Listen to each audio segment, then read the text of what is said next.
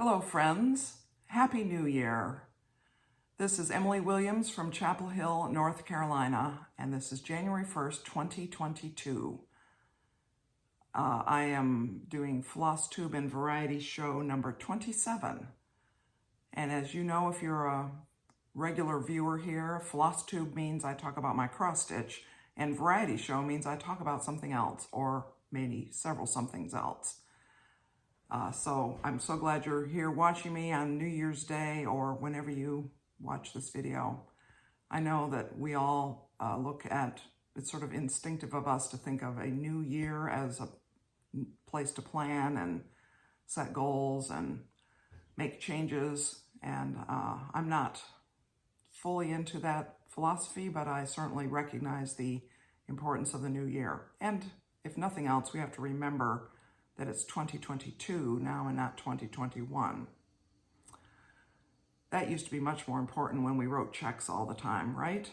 Now I hardly ever actually have to write the year, but we should still remember the year has changed. I have a few new subscribers over the last few weeks. Thanks for joining me, and I hope that you continue to enjoy the videos. So let's get right into cross stitch. I thought I would start by talking about or showing you what I always start with, almost always, because, you know, can't always do the same thing, which is Temperature Tree by StitchinMommy, and it is complete because the year is over. So there it is, the whole tree, and I added the place and the year and my initials down there in the corner. And if you are really paying attention, you'll notice that we got some of the brighter oranges on this last few days of December. It's crazy. The weather around this place is crazy. I mean, we were in short sleeves and, oops, I have to figure out where I'm putting that. Short sleeves out on the deck with a fire pit last night, December 31st, to celebrate New Year's Eve. Crazy, very warm. It's going to be warm again today, and I think tomorrow, and then it's going to be back more seasonable on Monday. Now, the question that I've thought about is, am I going to do another temperature project for 2022? And I haven't decided. I didn't start the temperature tree for 2021 until March, so I didn't have any trouble finishing it, even starting that late. So we'll see, I don't know. Just another couple of review of finishes from 2021. I finished this, as you may remember, Salute to Abigail. And that reminds me that the Blackbird Designs Weekend Stitch Along is this weekend, and I'm not going to do it this weekend because I'm not really doing much cross stitch at this moment. But I do plan to do some Blackbird stuff, and I'll talk about plans in a little while. Earlier in 2020, before I started doing videos, I think I finished this one. This is called Light Upon the Lawn, and it is a individual pattern pamphlet from them. Blackbird Designs also, I really enjoyed that. And then Ornament, I showed you this when I finished it. I've pressed, I mean, as you can maybe tell, I've actually pressed these things. And this is probably the last time you will see this because I'm giving this to my friend Anne. And she will take it away and do something with it. But it was very fun to stitch. I imagine I will stitch some of these motifs again. Or, yeah, motifs, patterns, squares, whatever. Because I enjoyed it very much. So, that is that. My situation here for setting things down. I'm sorry, this may seem awkward on the video. In the description box, I always put the details, you know, the publisher and creative designer, and if it's important to me, I put what colors I used of floss. So you can always look there, and if you have other questions, ask me in a comment. I'm happy to answer. I love comments. So I wanted to talk too about some cross-stitch plans. Now, I talked a lot about plans in video number 23. So you can go back there to see I showed a lot of things I'm planning to work on, but I have two things I want to particularly highlight this time. One is I just want to show Flea Market Flowers because this is one I have started, and I'm going to continue it. I've decided, you know, you may remember I debated because the colors weren't as vibrant as I thought they should be, but I still think it will be very fun to stitch, and I will think of something interesting to do with it at the end. So I am going to work on that, but I have a new project that came about because of Christmas, and I am going to be using this book, Ultimate Sampler Motifs Source Book by Brenda Keys. Let me back up so you can see the whole cover. And if you look at that, you see how there's all these little cross-stitch motifs. And the book also has a lot of alphabets and all kinds of things, houses and flowers and borders, and I'll just flash a little. All charted, some of them monochrome, some of them multiple colors, but of course you can adapt it to your needs. And I'm going to be making a sampler that will have a vertical orientation, it'll be narrow and long, and so it'll be kind of like a band sampler, probably 4 inches or 4¼ inches wide, something like that, and maybe 25, 30 inches long. And I'm going to use this Ultimate Sampler Motif Source Book for what I'm going to work on. And I'm just going to hold up Flea Market Flowers because it's white Aida to show you the colors that I'm going to be using. Sorry, the light is kind of odd today, but those are DMC 550, 553, and 937 is the green. And this is by request of my friend Anne, who has asked me to do that. So I think that will be very fun. I'm looking forward to that. And I am not really going to plan it out totally. I might plan out sort of proportions, you know, have some borders here and have an alphabet here and have a focal motif here. But I'm really going to sort of play it by ear and see how it goes, because I believe that that is how many samplers in the olden times, what are currently antique samplers, I believe that's probably how many of them were designed by the women and girls primarily who stitched them. And I just think that would be fun. I think it would be fun to sort of follow my whim and to page through the book and say, oh, look, there's a key. I think I'll put a key in there, or that's an interesting flower pot, or look at the butterfly. So I think that's how I'm going to go about doing that, and I think that will be fun. Sorry, as you may know, I'm looking over at my computer because I have notes. The other thing, so if you want to know all my cross-stitch plans, go back to video 23. And the other plans I have are, of course, quilt plans, because I also do a lot of quilting, piecing and quilting, because my friend Cindy and I have a long arm machine, which, by the way, we are willing and able and ready to take your quilt tops and quilt them for you. So if you want to know more about that, you can get in touch with me by email if you know my email address, or you can message me on Instagram, and I give my Instagram handle or whatever, ID something, in the description box below. Would love to talk with you about that. But I have at least 4 quilts I already know that I'm going to make, that I'm going to basically start, that I have fabric for, or maybe not yet.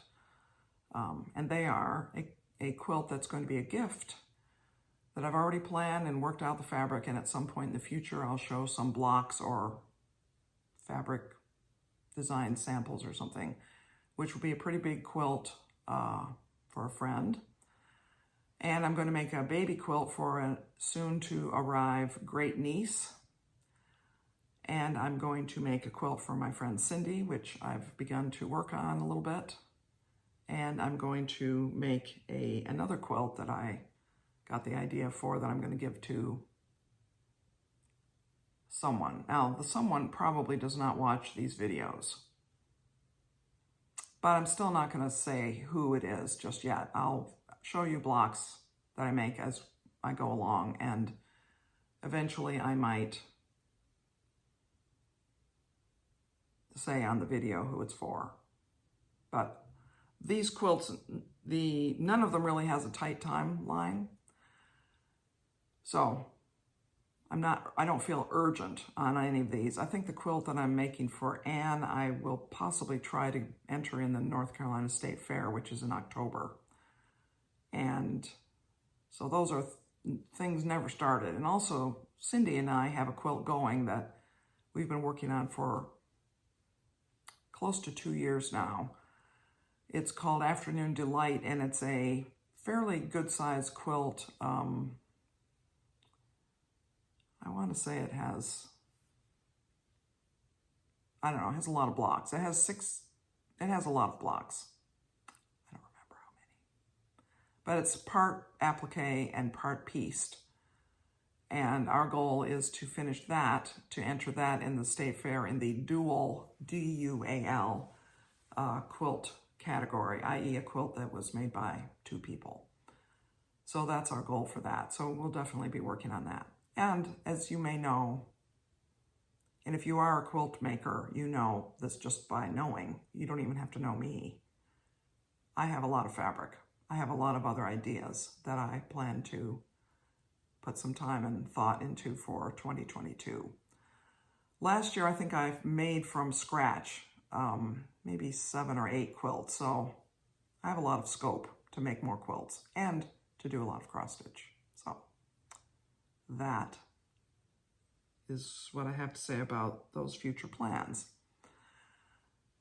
So that's it for that kind of crafting, although I did want to show you a follow-up to video number 25, where I talked about the Christmas stocking status of our household. In that video, I showed you a lovely cross-stitched Christmas stocking that I made for my husband when we were first married, which was 38 and a half years ago, 38 and a half, and a silk and satin stocking that I made for my daughter-in-law a couple of years ago. But I lamented that my son and I and our friend Anne, who often spends Christmas with us, did not have special stockings. Well, guess what? So first of all, Anne watched that video and she immediately set about making me a special stocking. Isn't that something? I am just so amazed at this. There's a lovely fuzzy top to it, and it's the perfect colors, beautifully designed, and I mean, it's a stocking. And the inside of it is really nice. I'm not going to turn it inside out, but you have to sort of catch your floats in multicolor knitting like this, and she did that beautifully. There's no places to get hung up. Your presents will not get stuck in there or tear the stocking. So that is just amazing. And even when I had made that video, I actually had already started 2 stockings, quilted stockings. So here they are.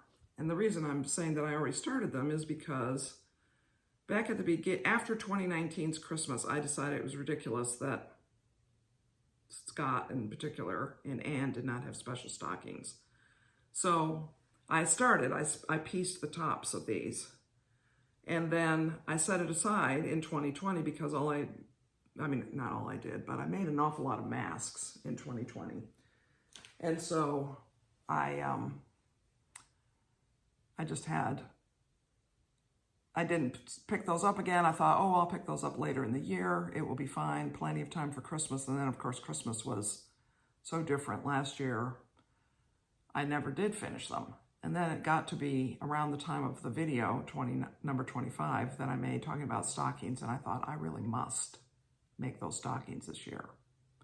So I did. And, this is, I'll just show them again. This is fleece cuff. They're just lined with muslin. Very simple. And I enjoyed making them. I enjoyed piecing them back in the early part of 2020, and it was great to return to them and finish them. I'm happy with how they turned out. And then I'm also going to show one Christmas present because it's quite amazing. So the contents of this are related to the Ultimate Sampler Motif source book that I showed earlier, because I'm going to keep that project in this. But this is a project bag that my friend Leslie made. I am just amazed at this. This will be very fun. I've already, as I said, I've put those things in there. I'm going to keep that project in this bag, and I think it will be perfect. And of course, it's full of books and bookworms. That's the theme of the fabric, which is very fitting for both her and me, as we both like to read. And our very first job for money, we worked together at the public library in our town. And I was possibly 16. And she might have been, well, I won't say how old she was. But we were in high school. And at the time, minimum wage was $3.15 an hour. This would have been back in the early 70s. $3.15, that's pretty good, actually. However, we, working as library pages, were paid 50 cents an hour. And I felt that was not enough. Of course, I worked there for my whole high school years. All my high school years I worked there. So apparently I didn't feel too strongly that it wasn't enough. But Leslie and I talked about we should have, well, I think this was mainly my idea, but we should have picketing. We should picket with signs that said, raises in the pages wages. Of course, we never did that. I worked for 50 cents an hour for the library for several years. And the very first job we were assigned was to do inventory, which was a very challenging job, actually. And it was more tedious than challenging. And being paid 50 cents an hour to do something that was not as pleasant a job as maybe a teenager thought they should be able to have, that was a little hard, but maybe it made me have a high tolerance for tedium in my later work. And there is a certain virtue to tedium, isn't there? You can think of something else, or you can check a bunch of things off. Often tedious jobs are finished when they're finished. That is, you don't carry them home with you in your mind. You just do them while you're doing them, and then you leave them behind when you leave. But inventory in a library, in a public library, using the Dewey Decimal System is not an easy thing. But we did it. We did it that whole summer. We did inventory. Then later we did more interesting things. Shelving books was kind of interesting. You would always see something new that you might want to read. So that is about Christmas. And now I'm going to talk about a game. This is one of our favorite games. I'm pretty sure I have not mentioned this game on the channel before. It's called Dominion. And you can see that it won the Spiel des Jahres in 2009. Spiel des Jahres is probably the best known prize for the category of what I would call family strategy games. And Dominion, I'll just keep this in view. Dominion is a deck building game. It's a bunch of cards. Let me open the box. Can I open the box without making a mess? Maybe. It's a bunch of cards. That's what's in the game, is cards and rules. And the cards establish the rules and the pattern of the game. So you do what the cards say. And your goal as a player is to get victory points and to, of course, get victory points, achieve certain things before your opponents do. In the most basic game, it's a race between you and your opponent, and there's not a lot of interaction. But in later versions, there's 13 expansions. There's much more interaction in the later expansions, and so it is not so much a race as it is a strategy. And, you know, you can interfere with each other, or you can feed off of what they do to help yourself. And it's a game for, originally it was 2 to 4 players. I think they now consider it to be up to 6 players. Some of the expansions you can play with up to 6 players. Now, I play this with several friends. And usually, whoever I play it with, we play kind of obsessively, especially Anne. There's hardly a day when she's visiting that we don't have Dominion all over the table. And it does take the whole table, by the way. You can't just play it on a TV tray. It really takes the table. And we just play it. We enjoy it. It's strategic. We keep trying to come up with a new way and many, many paths to victory in these different sets of cards. And you can randomly select cards, or you can select them based on sort of preset thematic ideas. And we really, really enjoy this game. We enjoy games, generally. And then the one other game I'm going to show you, and this is kind of shocking game, right? Shocking. Pandemic. Wow, how could that be fun? But this is, I don't think I've mentioned this on the channel before, this is a fantastic cooperative game. And the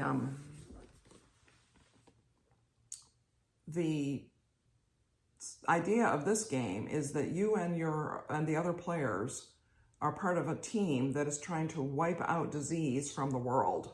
Now that seems like a good idea, doesn't it? Your goal is to find the cures for 4 diseases before the world gets overrun by illness.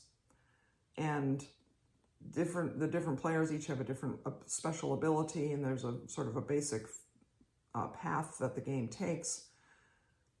Sometimes there's an epidemic, sometimes there's an outbreak, disease spreads from one city to another, and this has actually been hailed as a very good modeling of how disease actually spreads around the world.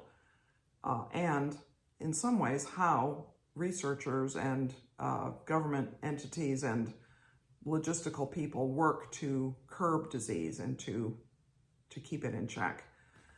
So we played last night. We cured 4 diseases in 45 minutes. So I don't know why we've been sitting around here with COVID for so long. It seems pretty easy. Anyway, that's a fun game. We played that last night. New Year's Eve. It was very quiet. Just my husband and our friend and me, and we played a game, and we had a lovely meal, delicious meal. And we sat out on the deck with a fire pit and drank our champagne and celebrated along with the South Sandwich Islands, which is, as you I'm sure all know, it's right near Antarctica, and it is 3 hours ahead of us here in the Eastern time zone. So therefore, we celebrated at 9 p.m. Sometimes, most years, we celebrate Newfoundland time, which is an hour and a half ahead of us. They have a 30-minute offset from the normal time zones. And so that would be 10:30. And so we used to celebrate always we would celebrate at 10:30 Newfoundland time. But last night we celebrated at South Sandwich Island time, along with the many researchers down there studying penguins and orca whales and, I don't know, other things, birds, fish, etc., seals, probably. And we had a lovely, quiet evening, and here we are in 2022. I hope you all have had a pleasant holiday season and had a good time, been able to get together with friends and family this year, which was a little easier than last year. Last year, I know a lot of us were more alone for Christmas than we were used to being. This year, most of the people I know had a little more freedom in getting together. And so that really is all I have to say today. Let me make a comment about upcoming videos. We're still in holiday mode here, so I don't really expect to be diving deeply into cross-stitching or quilt making or anything else. For one thing, I have a lot of dominion to play, don't I? So I may not make a video next week, but I probably will make a video the following week. So my suggestion is that if you're interested in my videos, which I appreciate it if you are, you might consider subscribing and then clicking the notification bell. And that way, whenever you sign into YouTube, or even possibly in your email, I'm not sure how that works. I guess it's how you set it up. You can be notified when a new video comes up on this channel. So that would be a possible thing that you could do in order to not miss one of these fantastic videos. So anyway, I hope that you all have a great rest of today.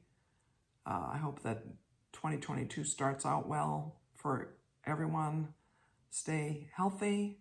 Happy New Year and many blessings to you, friends.